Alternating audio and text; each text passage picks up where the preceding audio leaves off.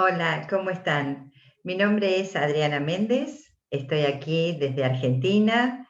Para mí es un honor enorme participar en este Congreso Internacional Evolución. La verdad que agradezco muchísimo a Amado que me haya invitado con tanta generosidad. Bueno, soy coach en programación neurolingüística y en neuroaprendizaje. Así que bueno, estoy realmente muy contenta, espero que este tema les sea de utilidad. Hay muchos temas para hablar sobre la comunicación humana, sin embargo, bueno, elegí este, que es el poder de la comunicación asertiva, que nos va a servir muchísimo, me ha servido a mí cuando lo aprendí y lo sigo aprendiendo y siempre aprendo cosas, porque bueno, vamos a sentirnos más relajados, vamos a generar menos conflictos en la comunicación humana, y bueno, vamos a vivir mejor un poco día a día. Así que, por supuesto, estoy dispuesta a cualquier comentario o alguna pregunta que necesiten hacer después de esta presentación. Así que, bueno, les voy a compartir un PowerPoint, eh, así vamos viendo los temas de esta charla. Ahí está, perfecto. Ahora sí. Bueno, siempre a mí me gusta cuando doy una charla en un congreso o un curso o un entrenamiento, me gusta primero ofrecer la agenda, ¿no? De qué temas vamos a estar hablando, ¿no? Qué punteos, ¿no? Hacer un punteo de los temas al principio. ¿Por qué es esto importante, no? Dar una agenda, no solo en una charla, sino también en una reunión laboral, ¿no? Cuando invito a una reunión, eh, contar de qué temas vamos a estar hablando, ¿no? También en mi área donde yo más me manejo, no es exclusivo, pero me manejo mucho en el área de educación, y también les sugiero a los docentes y a los directivos, no sé si hay un directivo que llama a reunión de equipo, bueno, comentarles o puntualizarles los temas que van a estar hablando en esa reunión, o a los docentes, ¿no? Que muchas veces piden una reunión con un papá o una mamá, que les anticipe de qué tema, ¿no? Y muchas veces cuando pregunto, bueno, ¿para qué servirá tener la agenda? Y la mayoría de las respuestas es, bueno, para organizarnos, sí, genial, es muy bueno el tema de la organización. Ahora también, y este es un punto importante para mí, es para bajar el nivel de incertidumbre que nos puede generar esta reunión o esta charla, ¿no? Cuanto más certezas tengamos, la persona está mejor predispuesta y se siente mejor y está mejor predispuesta a participar de esa reunión, ¿verdad? Así que bueno, vamos a ver cuáles son los temas de esta charla. Mínimamente les voy a contar los 4 pilares básicos de la comunicación humana, que bueno, son así como pilares, ¿no? Después hay muchas cosas, ¿no? Están los principios de la comunicación humana, que no vamos a estar hablando hoy. Mínimamente, ¿qué es la PNL? ¿No? Hay muchos, a lo mejor muchos de ustedes la conocen, otras personas no. Y luego ya entramos al tema principal, que son los 3 tipos de comunicación donde las personas nos movemos: la pasiva, la agresiva y la asertiva, que es donde, ahí es donde tenemos que apuntar, que es la deseable. Cómo entrenarnos, ¿verdad?, en esto, y la estructura de la comunicación asertiva, que ahí es una herramienta muy, muy buena que vamos a estar conversando en detalle. Muy bien. Entonces, los 4 pilares de la comunicación, así en grandes rasgos, es el faro. Saben que al cerebro le encanta, lo entiende muy bien, entre otras herramientas mentales, está el acrónimo. Entonces, este acrónimo FARO, ¿qué significará, no? La F es de flexibilidad. Cuanto más flexibles las personas somos, flexibilidad cognitiva, la flexibilidad para comunicarnos, mejor vamos a estar equipados para enfrentarnos a lo que tengamos que enfrentarnos en nuestra vida cotidiana, ya sea laboral o personal. La A de agudeza sensorial, ¿no? Cuando nos entrenamos en las personas que estamos en comunicación, o no, porque todos nos comunicamos, es entrenar esto de la observación, ¿no? ¿Cómo lo estoy diciendo? ¿Cómo me estoy sintiendo? ¿Qué palabras uso? Y lo mismo observar en el otro, en mi interlocutor, porque nos da mucha información. Y para esto la observación es es clave, ¿verdad? La R de rapport o relaciones personales. El rapport es la sintonía, la empatía que yo genero cuando estoy conversando con la otra persona. Y la O de objetivos claros. Como verán, todo esto tiene, cada uno de estos temas tiene, tenemos muchísimo para hablar y hay también pasos para hacerlo, hay conceptos, hay herramientas y técnicas para hacer cada una de estas cosas. Pero hoy nos vamos a dedicar a la comunicación asertiva, como les decía. A ver, veamos qué es brevemente la PNL y la historia de la PNL, ¿no? La programación neurolingüística nace en los años 70 del siglo pasado, me encanta decir el siglo pasado, en Palo Alto, California, en Estados Unidos.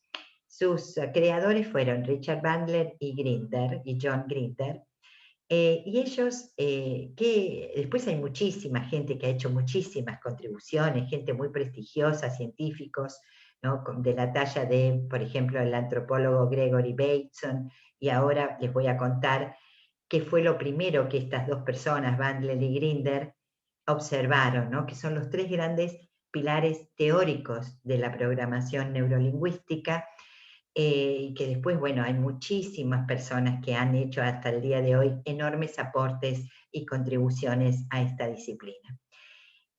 Bandler y Grinder observaron a estos tres personas. Virginia Satir, que es una grande exponente de la terapia sistémica, ¿no?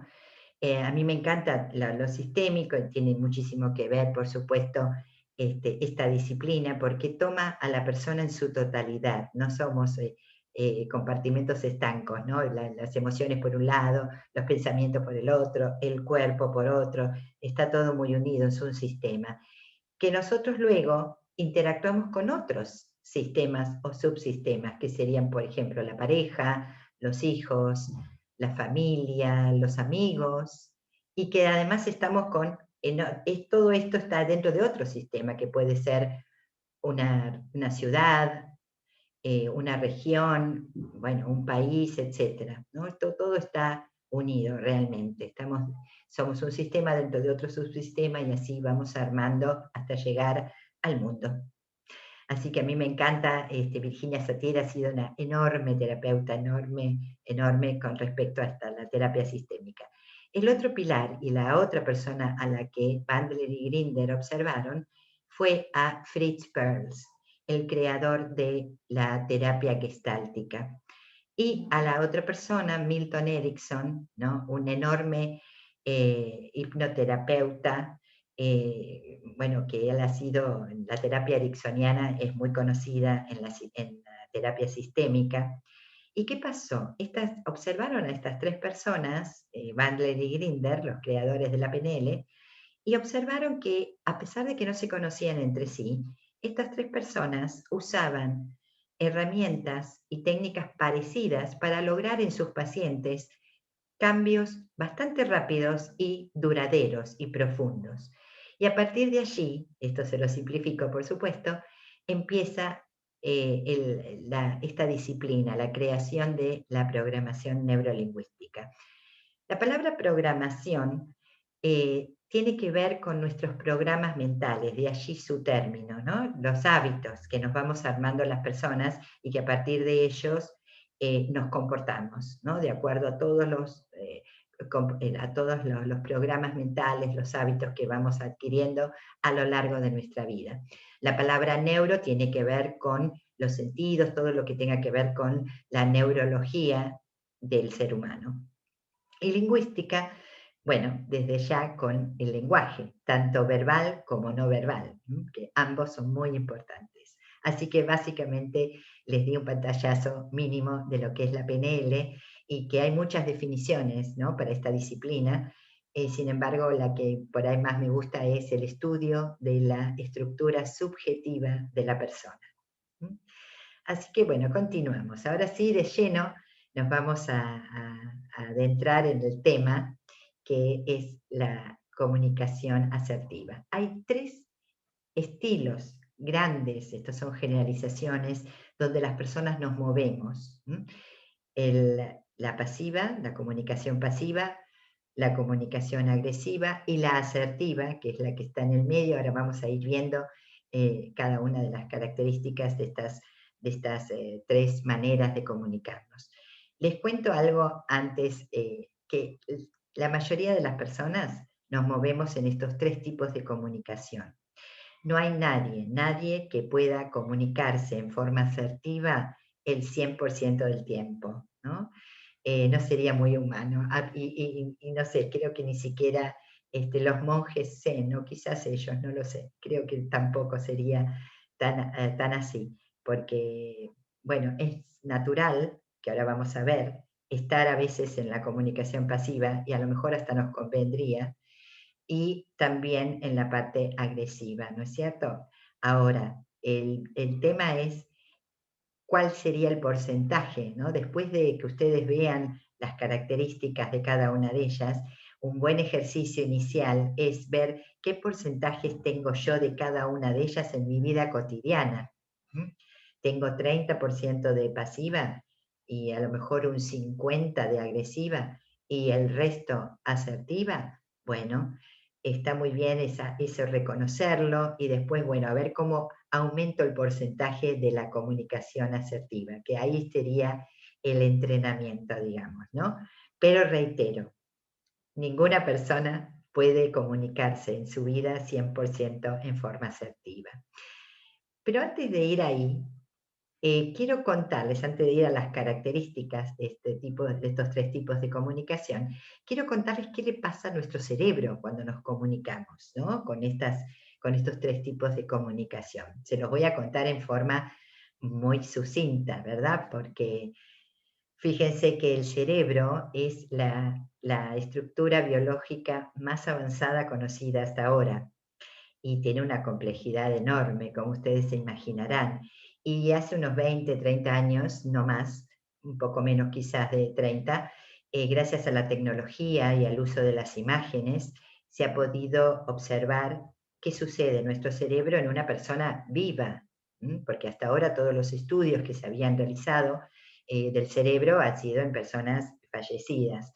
Y bueno, hay muchísimas cosas que se ratificaron gracias a estos estudios de imágenes y otras que se rectificaron. Y hay muchísimo más por conocer.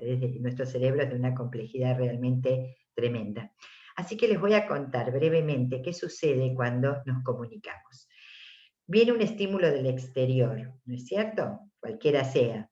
Algo pasó, alguien me dijo algo, y va a una estructura llamada tálamo, que se encuentra más o menos en el centro del cerebro, que nosotros los que estamos en neuroaprendizaje le decimos que es la estación de relevo, donde ahí se distribuyen para todos los centros de los sentidos. Ahora, quiero contarles antes también que nuestro cerebro, también llamado el cerebro triuno, ¿no? Que en realidad es filogenéticamente, o sea, de la historia de nuestra especie, cómo se fue desarrollando nuestro cerebro a través de la historia de nuestra especie, lo podemos dividir, aunque no está tan dividido tan específicamente, en tres grandes cerebros dentro de nuestro cerebro. El cerebro más antiguo, 500 millones de años, el reptiliano, que lo compartimos con los reptiles, por eso tiene este nombre, y que bueno, es pro supervivencia, ¿no es cierto? Es la parte más primitiva que tiene que ver con nuestra sensación de sed, con la respiración, con cosas que no podemos, digamos, controlar, ¿no es cierto? Que son absolutamente automáticas y que son pro supervivencia. Hay más cosas para contar de este cerebro reptiliano. Luego, en la evolución, tenemos el cerebro mamífero, que compartimos con los mamíferos, también llamado cerebro emocional o cerebro límbico, que es donde se encuentra también esta parte que vamos a estar hablando, el cerebro emocional, que ahora enseguida les cuento, y luego el nuevo, que tiene unos 200.000 años, que es el neocórtex, es el más nuevo, que bueno, también lo compartimos con algunos mamíferos. Lo que nos distingue, digamos, del resto de las especies es el lóbulo prefrontal, que está aquí detrás de la frente, que, bueno, gestiona las funciones cognitivas superiores como la planificación, la organización, la toma de decisiones, la creatividad, etcétera. Pero bueno, esto básicamente para que sepan dónde estamos, ¿no? Entonces, primero los estímulos van al tálamo, lo distribuye y va primero a la amígdala cerebral, no la de la garganta. La amígdala cerebral, que es una de las estructuras que se encuentran en este cerebro mamífero emocional olímpico. ¿Mm? Esto sucede en 125 milisegundos, que es igual a medio parpadeo. Muchas veces sucede que la comunicación pasiva y agresiva se da lugar aquí, si yo me quedo aquí en la amígdala, por decirlo así. ¿Qué sucede cuando nos quedamos aquí? La persona tenemos reacciones emocionales de lucha, comunicación agresiva, o de fuga, comunicación pasiva. ¿Mm? También está otra reacción emocional que aquí no la puse, pero que tiene que ver con la paralización, ¿no? El bloqueo mental, como decimos generalmente. Ahora, aquí están los dos tipos de comunicación. La agresiva, lucha, la pasiva, fuga. Ahora, si yo uso mi cerebro prefrontal, el más humano, le digo que no a la amígdala, la veto, ¿no? Le digo, no, no me quiero quedar ahí. Y entonces voy al lóbulo prefrontal, el que piensa. Este es un circuito más largo, miren lo que llevan, 500 milisegundos, ¿no es cierto? De los 125 milisegundos que va la amígdala. Los 500 milisegundos serían un parpadeo y medio. Por eso, ir desde la amígdala al lóbulo prefrontal lleva tiempo. Es lo que a lo mejor nuestras abuelas o nuestras mamás, o le decimos ahora a nuestros chicos, contá hasta 10 antes de contestarme. Ese contar hasta 10 es el tiempo que nos llevaría entonces salir de la amígdala e ir al lóbulo prefrontal. Y allí ir entonces quizás a la comunicación asertiva, ¿no? Ahora vamos a ir entonces viendo. Después, por supuesto, sigue el circuito, ¿no? No termina allí. Después vuelve a la amígdala, o sea, siempre está todo muy conectado, ¿no? Así que es muy útil para ver si podemos salir, ¿no? La comunicación asertiva nos ayuda a salir de las reacciones emocionales. Por eso nosotros siempre hablamos, desde el punto de vista de la comunicación humana, el gestionar nuestras reacciones emocionales. Nunca hablamos de palabra control, ¿no es cierto? Las emociones no se controlan, se gestionan. O se manejan, pero no se controlan. Muy bien. Bueno, vamos a continuar. Bueno, esto también, de esto que nosotros hablamos, las que estamos en neuroaprendizaje, también lo dijo Daniel Kahneman, que ganó el premio Nobel en economía, fíjense, él es psicólogo y en el 2002, creo, 2004, no recuerdo bien, ganó el premio Nobel de economía para hablar por hablar de todas estas cosas, ¿no? Y él llamaba al circuito de quedarse en la amígdala, ¿no? Que nosotros le decimos estar en modo automático, él lo llamó sistema 1, que es rápido, intuitivo, emocional, reactivo, por eso se llaman reacciones emocionales, y por supuesto automático. No pensamos, actuamos automáticamente. Y al otro, al que va entonces al prefrontal, el otro circuito que es más lento, lo llamó sistema 2. Es más lento, es lógico, es consciente, tenemos, o sea, es deliberado, es decir, nosotros tomamos la decisión de hacerlo así, y también es laborioso, ¿no? O sea, lo otro es más rápido y esto tenemos que pensar, qué vamos a decir, etcétera, etcétera, tenemos que gestionar nuestras reacciones emocionales. Así que bueno, quería traerles esto porque hay mucha gente que se encarga de estos temas, ¿no? Entonces, ahora sí, vamos a entrar en la comunicación, las características de la comunicación pasiva. En la comunicación pasiva, lo que las personas hacemos es irnos de un conflicto. No lo enfrentamos, no lo solucionamos, nos vamos. Es la típica huida. ¿m? Viene alguien y nos dice algo que no nos gusta y en vez de conversar bueno, sobre el tema, de ver por qué me estás diciendo tal o cual cosa, nos damos vuelta y nos vamos o no contestamos y quedamos rumiando con la que la persona nos ha dicho. O, por ejemplo, tenemos algo que charlar con alguien muy importante para nosotros y como nos genera montones de emociones, miedos principalmente, hay mucho para hablar sobre esto, ¿qué hacemos? No lo charlamos y dejamos que, bueno, en algún momento se solucionará y realmente así vamos generándonos bastantes cosas negativas dentro de nuestra mente y de nuestro cuerpo. También es fuga o inhibición de acción, que era como los que les decía, ¿no? No hacemos nada, ¿no? Y sumisión.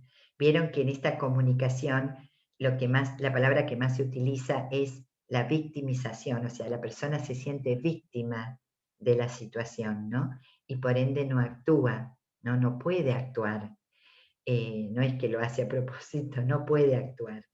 Y esto sucede en cualquier ámbito de nuestras vidas, en casa, en los trabajos, ¿no? Con los amigos, con las parejas. Hay mucho, mucho para conversar de este tema, ¿no? La buena noticia es que podemos salir de aquí. ¿M? Ahora vamos a ver.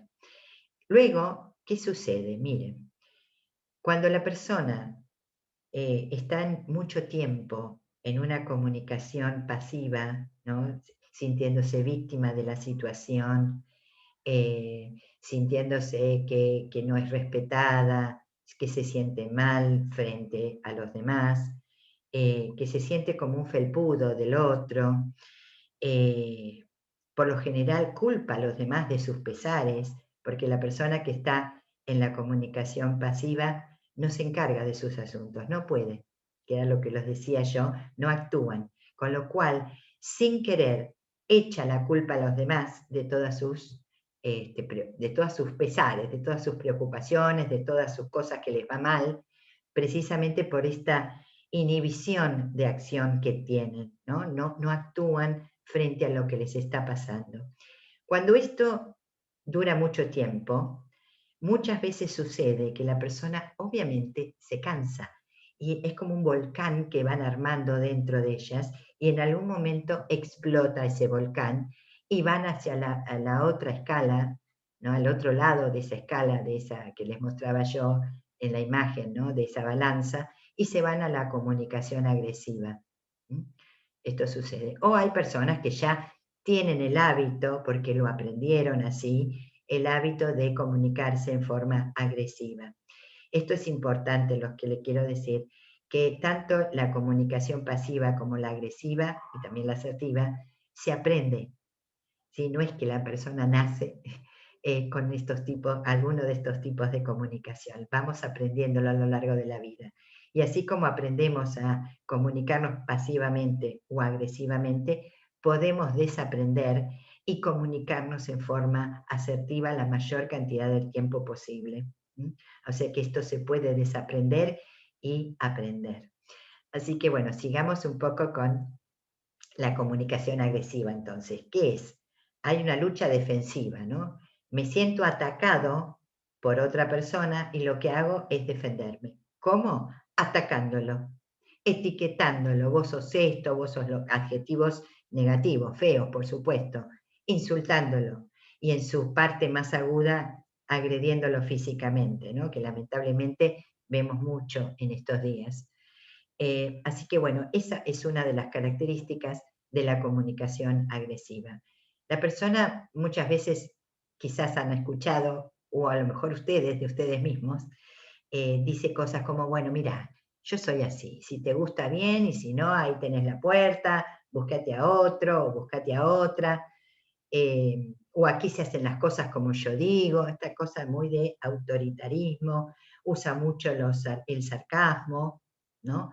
La intimidación, la amenaza, son características típicas de la comunicación agresiva, ¿no? Y bueno, desde ya hay una situación de poder, ¿no? Y esto se ve en todos lados, en las familias, en los amigos, a veces, y en el área laboral. Y también está la lucha ofensiva, que es, digamos, lo mismo, ¿no es cierto? O sea, ofendo porque en realidad me estoy protegiendo mal, pero me estoy como defendiendo, ¿no? Y esta sensación de superioridad, no, mira, yo sé más que vos, aquí el que sabe soy yo, etcétera, etcétera, ¿no? Con toda una cuestión corporal que acompaña a este tipo de comunicación, ¿verdad? Entonces, también les quiero comentar que tanto la persona que está acostumbrada o que su porcentaje alto de comunicación es la agresiva o la pasiva, son personas que en realidad están sufriendo. No es para justificar de ningún modo, es para explicar. Son personas que necesitan ayuda y que están sufriendo, ¿no? En el fondo. ¿Mm? Entonces, veamos qué sucede cuando tenemos una comunicación pasiva-agresiva, aunque casi lo hemos estado diciendo. ¿Qué pasa? ¿Ves lo que yo les decía de que sufren? Hay una pérdida creciente de la autoestima. ¿Mm? Hay aumento de rabia, ofensa y autocompasión. La persona que está en la comunicación pasiva es esto lo que le sucede siempre. Bueno, y la agresiva también. Hay más tensiones internas, por supuesto. Esto genera mucha ansiedad. Estar en cualquiera de estos dos tipos de comunicación genera mucha ansiedad, nervios, tensiones, inhabilidad creciente para actuar asertivamente, y también, y esto trae aparejado, y es muy importante, trae aparejado problemas en nuestro cuerpo, ¿no? Porque cuando nos enojamos, esto también se los hago muy reducido, eh, la persona se siente amenazada. O cuando estamos huyendo, ¿no? En la comunicación pasiva, la persona se siente amenazada. Y en nuestro cerebro funciona como hace muchísimos años atrás.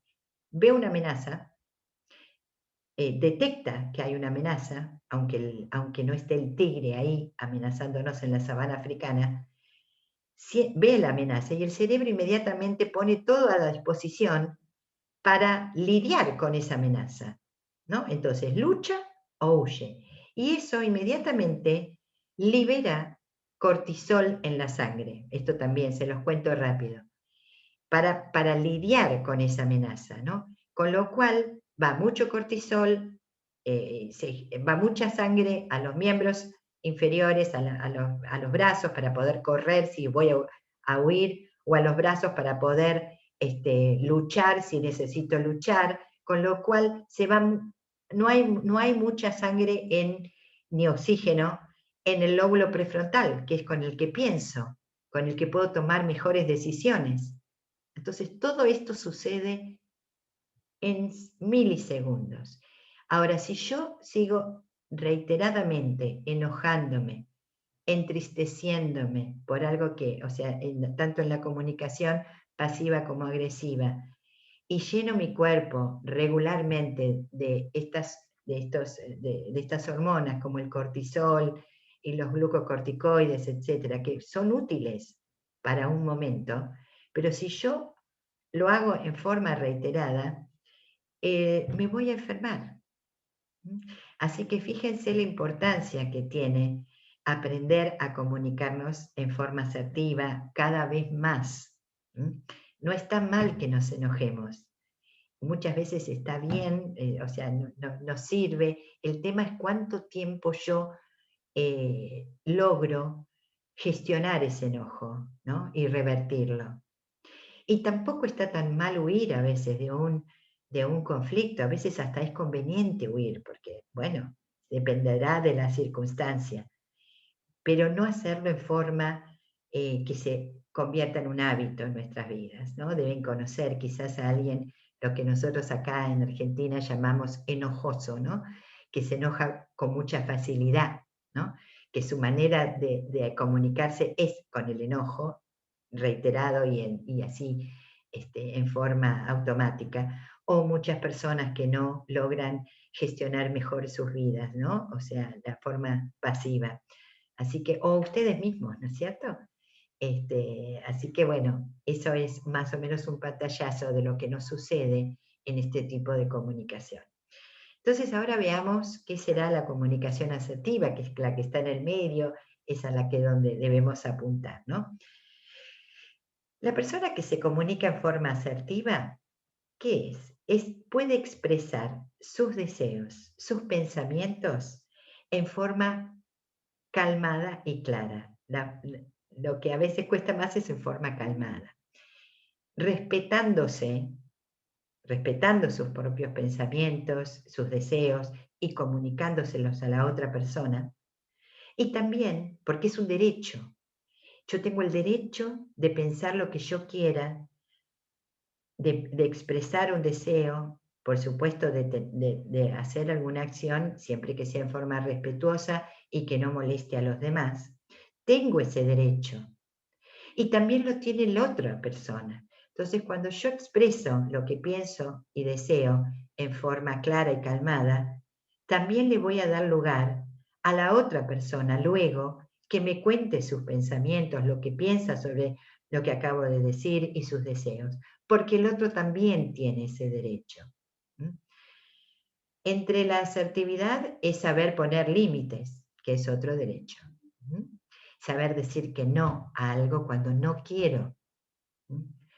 Eso es muy, muy importante, ¿no? Poner el límite a la otra persona frente a algo que a lo mejor no quiero hacer, porque muchas veces, por ejemplo, en la comunicación pasiva, por el hecho que quizás está bueno recordarlo ahora, por el hecho de agradar a la otra persona, ¿no? Esta búsqueda de la aprobación del otro, hago cosas que me pide la otra persona que no tengo ganas de hacer, pero que la hago por esta necesidad imperiosa de ser querida y aceptada. Así que cuidado con eso. La comunicación asertiva también tiene que ver con el dar y recibir halagos, ¿no? El dar un halago sincero y recibirlo en forma natural. Si alguien te dice, uy, qué bien que te queda eso, agradecerlo y no decir, ay, no, qué sé yo, no, esto hace, viste que a lo mejor las mujeres también decimos, qué lindo lo que tenés puesto, ay, no, pero es viejísimo, no hace falta decir eso. O decirle, no, a vos te parece que me queda bien. No, agradecer y aceptar el halago. Eso también tiene que ver con la comunicación asertiva. Desde luego, dar y recibir críticas constructivas.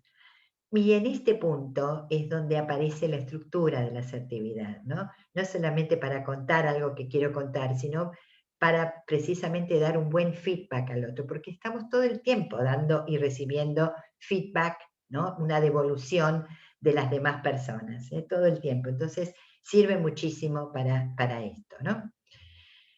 ¿Cómo entrenarnos? Esta no es la mejor manera en este chiste que les traje, ¿no? Si miran bien la imagen, dice, la señora Spencer está aquí para su entrenamiento en asertividad y viene llena de armas, ¿no? Viene bien pertrechada con distintas armas. Esta no sería la manera. Así que vamos a ver cómo nos vamos a entrenar. Enunciar las frases en primera persona. Y ahora vamos a ver qué importancia tiene en la estructura, ¿no? De la comunicación asertiva. Decir, yo pienso, esto es mi pensamiento, es mi deseo. Hablo de mí. ¿Mm? Describir muy bien la conducta que nos está molestando de la otra persona o de una situación. Identificar nuestras creencias limitantes. ¿Qué estoy pensando de tal o cual cosa que me está limitando? Esto para otra charla. Priorizar los objetivos y disfrutar el aquí y ahora. Eso es un entrenamiento, a veces esto decirlo es fácil, ¿verdad? Uno dice, bueno, hay que estar en el presente, en el aquí y ahora. Es sencillo de decir y la técnica parece sencilla y a veces no es tan fácil de hacer, por eso necesitamos practicar para entrenarnos. Bueno, manifestar los deseos, como decíamos, celebrar nuestros logros. ¿Eh? Por más pequeño que sea, celebrarlo, celebrar que logramos algo. Eso ayuda muchísimo a nuestro estado de ánimo y a generar y a motivarnos para seguir haciendo cambios. ¿Mm? Resolver en vez de postergar, ¿no? Aquellas personas que están mucho tiempo en la comunicación pasiva ¿Se acuerdan que habíamos dicho? Posterga porque no se hace cargo de sus asuntos y siempre lo deja en manos de otro. Y a lo mejor el otro o no lo hace en tiempo y forma como quiero y ahí se suscita entonces los conflictos.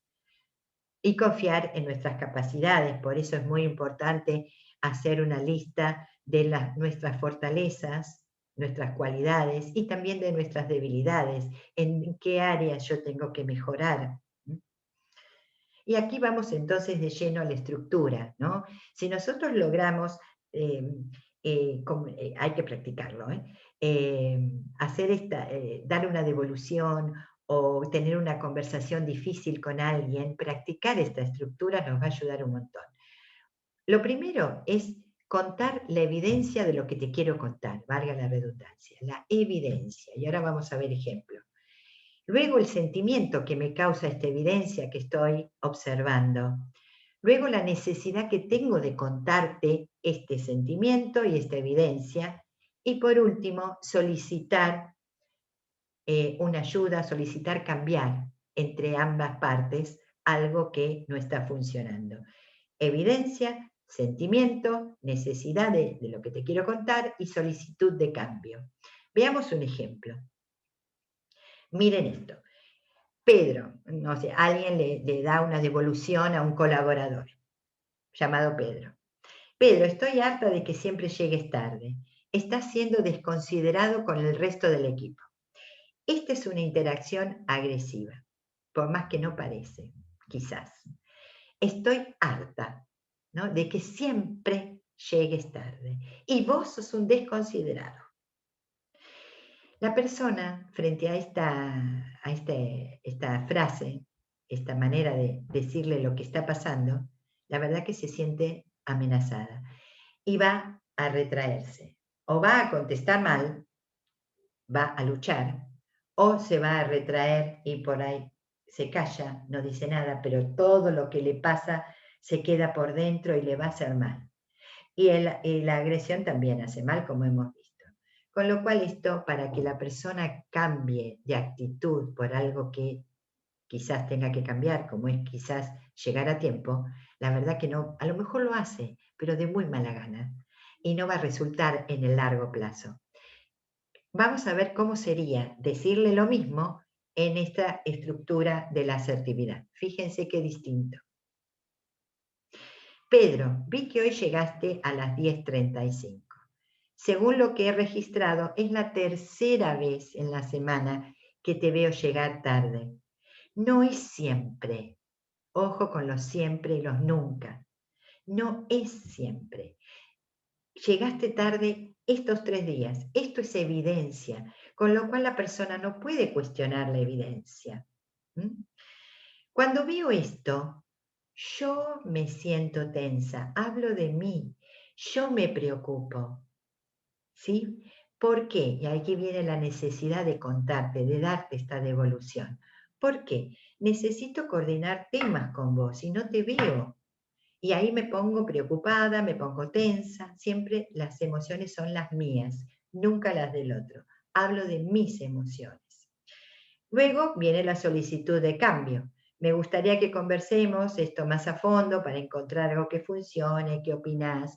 La persona se va a sentir muchísimo más abierta en gestionar esta solicitud de cambio y hasta quizás nos pueda contar qué pasó o qué pasa que llega regularmente tarde y a lo mejor no se animaba a decir, etcétera. O a lo mejor entonces empieza a ser más consciente de lo que está pasando porque no, a lo mejor no veía los inconvenientes que causaba su llegada tarde. ¿Se dan cuenta? Y después puede continuar la conversación.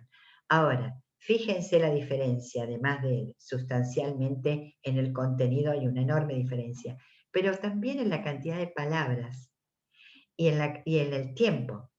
Entonces, hablar en forma de reacción agresiva o pasiva nos lleva pocas palabras, poco tiempo, rápido, automático. En cambio, la asertividad, ya ahí tenemos que pensar qué le vamos a decir, lleva más palabras y lleva un poco más de tiempo. Así que practíquenlo y van a ver los resultados, ¿no? O sea, esto para que funcione lo tienen que hacer. y observar los propios resultados. A lo mejor a veces no resulta tan bien, hay que seguir practicando, hay que darle una vuelta más de rosca. Sin embargo, las personas que lo usamos y que lo hemos practicado y lo seguimos practicando, vemos resultados positivos, mucho más, por supuesto, que si actuamos pasivamente o agresivamente. Así que bueno, hasta aquí hemos más o menos llegado. Fíjense lo que me encanta porque esto, imagínense que la comunicación asertiva genera cambios, ¿no? Tanto en la persona que se comunica en forma asertiva como el que le llega, ¿no? Al receptor. Y miren lo que decía Einstein, locura es hacer siempre lo mismo y esperar resultados distintos o diferentes, ¿no? Así que, bueno, miren, como les decía, esto se puede aprender. O sea, se desaprende la comunicación pasiva y agresiva para aprender la asertiva. ¿Por qué? Porque una de las características, ¿cuál es la característica única que tiene el cerebro que lo diferencia de los otros órganos y que permite el aprendizaje? Y la neuroplasticidad, que es la capacidad que tiene el cerebro para reorganizarse, adaptarse y modificarse durante toda la vida. O sea, no hay límite para aprender algo. No hay límite de edad, es mentira que con la edad, bueno, hay que ponerle quizás más garra, más ganas. Sin embargo, podemos aprender un idioma, aprender una manualidad, aprender un deporte, no importa cuál sea la edad. Por supuesto, con las distintas quizás limitaciones que pueda tener lo que querramos hacer. Pero esto es muy importante, la neuroplasticidad de nuestro cerebro. Nuestro cerebro es el único órgano que si no se usa, se gasta. O sea, nuestro cerebro no se gasta con el uso, todo lo contrario, se potencia, así que a usarlo.